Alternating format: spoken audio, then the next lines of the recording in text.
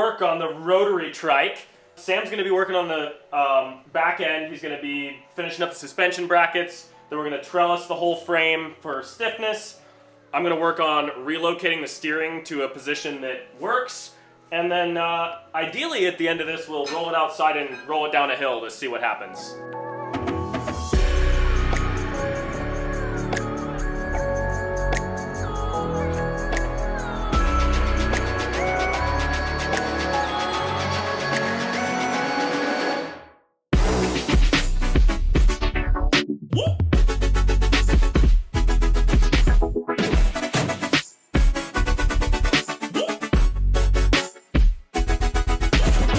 Those gloves. Yeah, that's all the boss provides.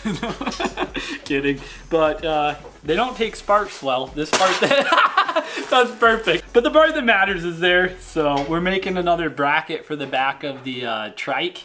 And yeah, you want to see where it goes? So it's holding the back of the lower A-arm and then the trailing arm type of deal here.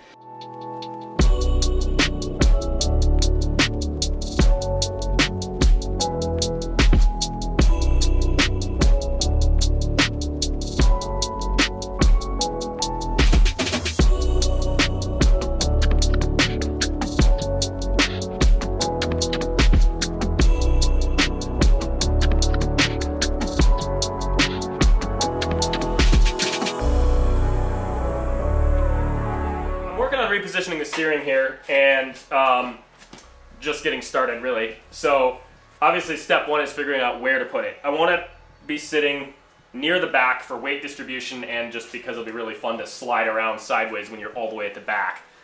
So, but I don't want to be, I want to leave some space behind you for other things like radiator, gas tank, battery, whatever. I don't want to be all the way at the back. Sit somewhere near the front of the diff. Obviously, we're going to rearrange this so it's not a danger. But anyway, something like this, somewhere in here. I have this piece from a snowmobile. It's got little blocks that it pivots on, so I might use part of that, although it's ugly. Try to make it look good and be sturdy. That's the goal.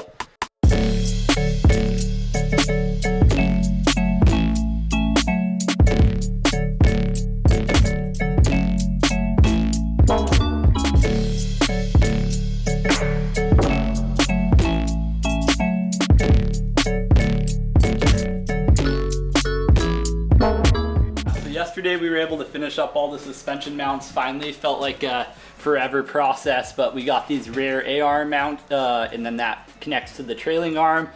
The last Pac-Man mounts up top here. So absolutely everything's mounted back here. We got these bars, you know, the rear diff mount Ethan worked on. So now we're gonna move up to the front, do some trellis supports. I actually got the first one in already today. So yeah, I'll start working on this one and then we'll just kind of do similar thing on back and down.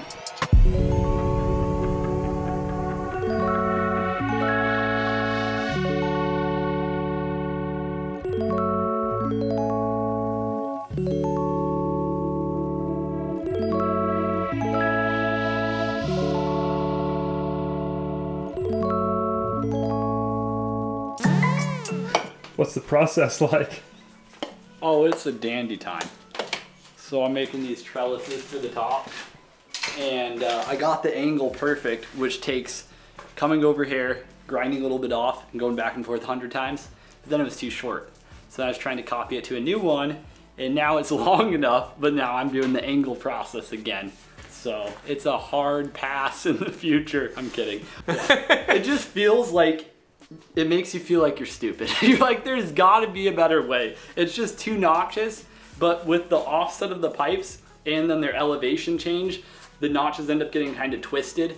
And yeah, it makes it harder than it feels like it should be. So the process is long and tedious, but we're getting there. We got 3 done in like, you know, half a day. And then down here, we got this gap here. So then you run into, you're trying to close this gap, but then you make it too short. So that's what I did in the past, is trying to get both sides to fit snug. Then eventually you just change your angle until you're either too short or you're, you know, or your angle's changed.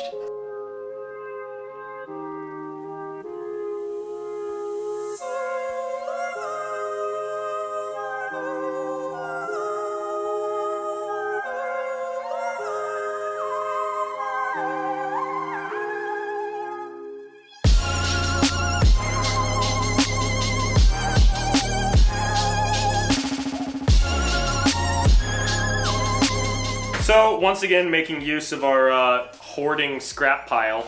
And this is steering column linkage from one of the snowmobiles we murdered. I've got this plastic, bearing block thing up here, and then down here there's a plastic sleeve that's on the end of this shaft. That's what I came up with right now, and it's sturdy enough to keep moving forward and testing and getting everything else working.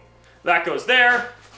This rod here obviously is not long enough, but that's how the steering is going to work. Is it'll have just this giant long push rod, a couple of heim joints on it, and in the interest of the angle of the heims, I'll just have it come down basically parallel with this angle about there, and it'll just come down to wherever it needs to on this shaft.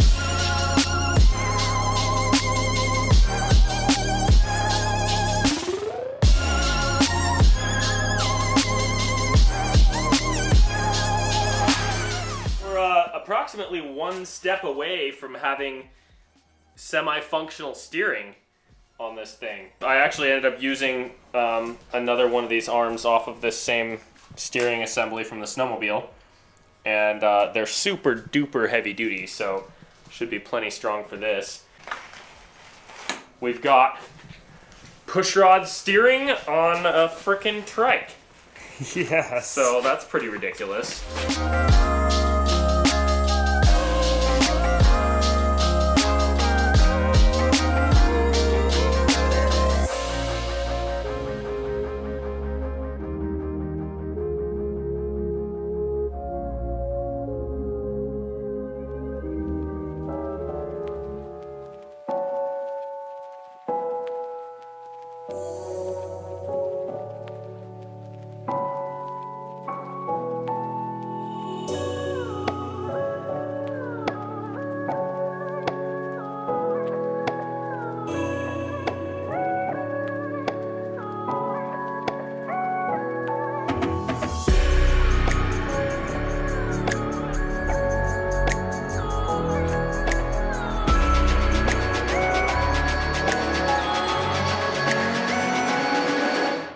It works. It works! You can like push it around by its handlebars now. So, got the steering all done. Obviously it's not all welded, but I made this plate, got it all bolted together, and then added a support here for this block. And I hate the way all of this looks. So, I'm gonna keep going on the rest of it and figure out what else has to go in this area and look at other options, because this does not look good enough compared to the rest of it, but it works, so we can test it out. And I know that this, the whole concept is good. The rod clears everything when you steer. Regardless of changing the way it looks, this is basically how it's gonna work. This tie rod here is actually apparently plenty strong, so we might just roll with that. It's just a simple little, arm on the side of here, and this distance here is basically the same as the distance up there. It's actually a tiny bit less back here, which means it gives you a little bit of an advantage, but not much, which is fine because it's really not that hard to steer, even with all that weight.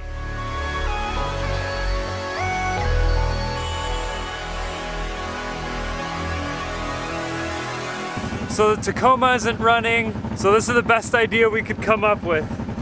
We're in low gear. You ready?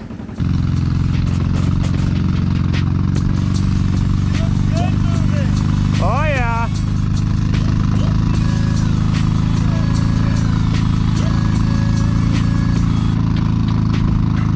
When this thing is beasting, it's gonna be so sick.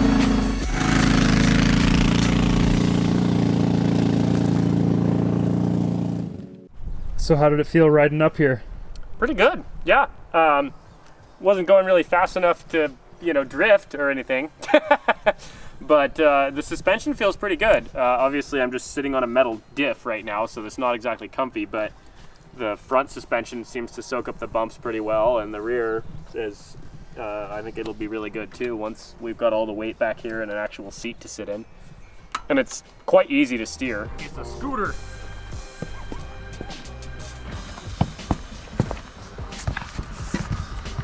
Oh yeah.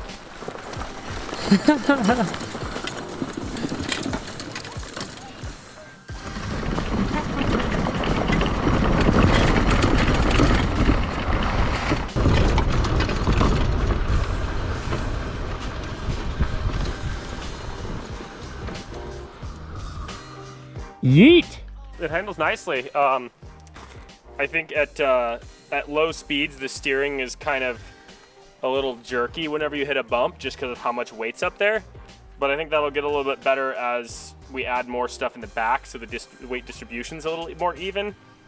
Also, the front's gonna get lighter. Like, everywhere else is gonna get heavier, and the front's gonna get lighter because this exhaust manifold thing here is a giant hunk of cast iron. We'll replace that with just some thin pipes. We're going to take a quick break to talk about the sponsor of this video, Pedal. Now, Pedal is a credit card company that wants to help you succeed financially.